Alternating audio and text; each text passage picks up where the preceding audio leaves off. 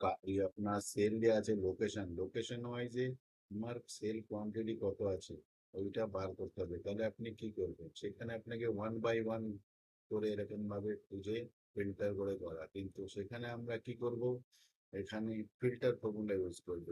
Filter formula use করে shortcut করতে পারবো। ফিল্টার করলাম অ্যারে, কোনটায় যাব, আমরা কি চাই আমাদের রেজাল্ট, এখানে সিলেক্ট করব। তারপরে আমরা এখানে কমা করব, আর এটাকে আমরা প্রথমে ফিক্স করে দেব। দেন আমরা চাই কিসের, এই যে লোকেশন, লোকেশনের আমরা এটাকে আমরা সিলেক্ট করব। এখানে সিলেক্ট করে এটাকেও আমরা করব লক। তারপরে কি চাই আমাদের, ইজ ইকুয়াল টু কি, কাটোয়া, কাটোয়া যদি হয় তাহলে আমাদের কি চাই, তাহলে আমাদের চাই কাটোয়া। দেখুন এর রেজাল্ট।